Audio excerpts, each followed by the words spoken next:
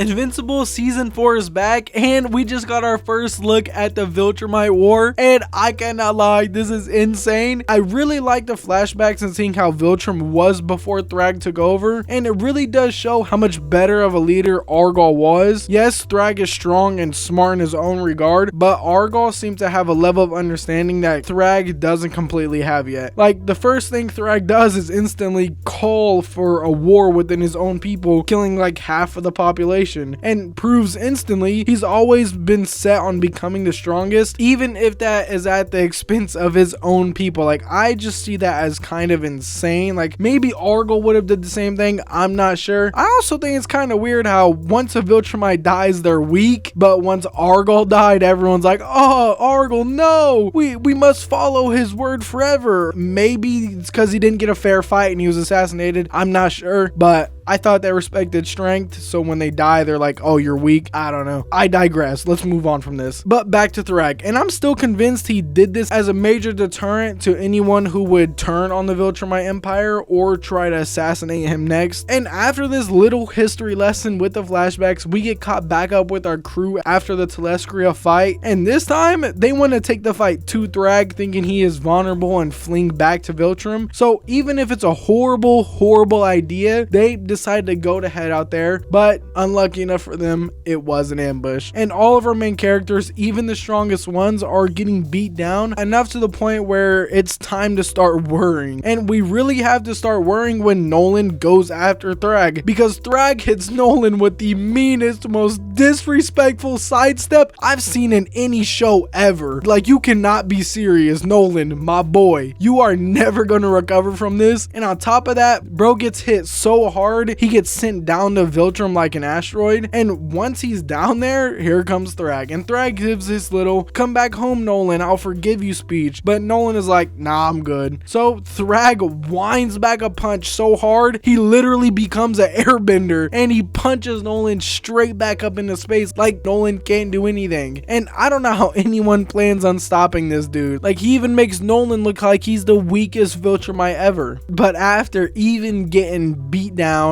Nolan comes up with a genius plan to grab Mark and Thetis and fly directly towards planet Viltrum. And he tells Space Racer to shoot his gun, and then they all fly as like a triangle or like a little group, and they just move like a giant asteroid flying at like light speed or something that destroys the entire planet. Like, they fly clean through it from one side out the other, blowing it up. And I didn't expect this to work, I'm gonna be honest. Like, this was actually pretty insane. And I mean, this is a pretty big feat because now Viltrumites have nowhere to live. Oh, and really quick, I want to point out that shot of the planet, that's probably some of the best animation I've seen in the show yet. I took a screenshot mid-episode while I was watching it with my friends, and I don't think they're very happy about that, but I had to get the picture, I'm sorry. And oh, and remember Thragg? Yeah, we're not forgetting about him because he isn't happy about this planet getting destroyed at all. And while Thetis is giving his little speech about your planet is gone, surrender or join us, Thragg pops out and instantly says,